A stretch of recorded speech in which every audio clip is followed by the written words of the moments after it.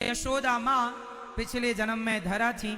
इनके यहाँ संत आए, घर में भोजन का दाना नहीं, क्योंकि ये संतों की सेवा करती थी। तो जंगल से लकड़ियां काटकर जो बेचकर पैसा मिलता उससे साधु संतों की सेवा करती। एक दिन घर में संत तब आए जब घर में अन्न का दाना नहीं था। अब संतों को भोजन कैसे कराएं? तो बगल में कोई सेठ जी का घर था, वहां चली गई, भैया हमें कुछ पैसे दे दो, हम संतों की सेवा करेंगे, फिर जंगल की लकड़ी बेचकर आपका एक एक पैसा चुकाएंगे, खाएंगे नहीं, आपका पैसा जरूर चुकेगा। वो आदमी नियत का खोटा था।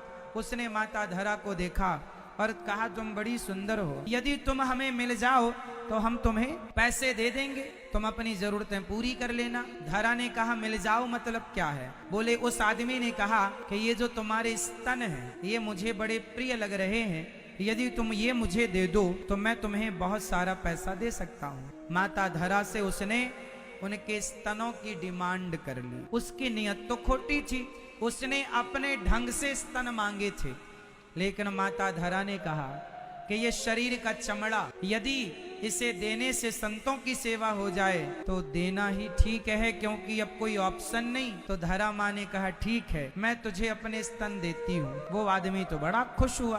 पास में चाकू पड़ी थी, माता धरा ने चाकू उठाई और अपने स्तनों को काट दिया।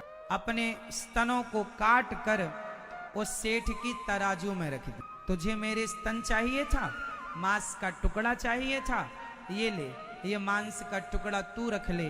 मेरे द्वार पर संत खड़े हैं, भूखे ना चले जाएं, तुमने जो कहा वो पूरा करो। उसने पैसे दे दिए।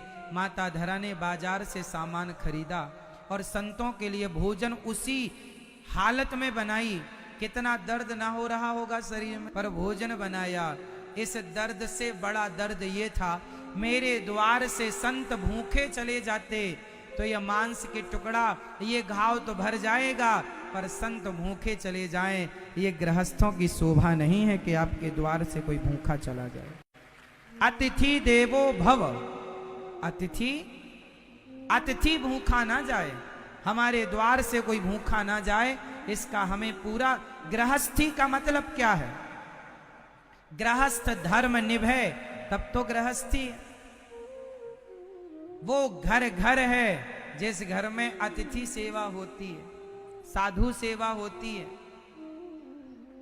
अब माता धरा ने संतों को प्रसाद बना करके दिया। संतों को थाली दी तो पूरे में खून ही खून था, पूरी साड़ी माता धरा की गीली थी रक्त से। अब माता धरा से पूछा संतों ने, अरे देवी ये आपके शरीर से इतना खून कैसे? अच्छा, धरा ने संतों को नहीं बताया था कि मैंने अपने स्तन काट कर दे दिए। कैसे बताए? धरा माँ दुनिया की नियत तो समझती हैं, लेकिन अब कैसे कहें? बस उन्हें तो भोजन परोसना था, परोस दिया। संतों ने कहा, खून कैसा? जब जिद की संतों ने तो पूरा बता दिया कि मेरे घर में कुछ अन्न का दाना नहीं था, आप अतिथि के रूप में थे, आपको मैं क्या खवाती। उसके पास उधार मांगने गई कुछ पैसे, तो उसने कहा कि तुम्हें अपने स्तन देने पड़ेंगे। मतलब उसने पैसों के बदले मेरे से मेरा शरीर मांगा था कि साधु सेवा करनी है तो तुम अपने स्तन दे दो। तो मैंने दे दिए, काट करके दे दिए। संतों ने कहा, इतना बड़ा त्याग तुमने किया?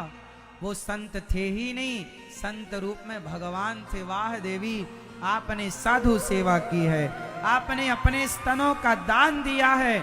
अगले जन्म में हम आपका बेटा बनकर आपके नहीं स्तनों का दूध पिएंगे, आपका पुत्र बनकर। वही धरा यशोदा बनी और वही भगवान आज माँ यशोदा के आंचल में गोद में लेटकर माँ का मीठा मीठा दूध पी रहे हैं। जगत को नचाने वाले परमात्मा, जगत का पेट भरने वाले परमात्मा का पेट आज माँ यशोदा भर रही हैं। देखिए ना, सौभाग्य।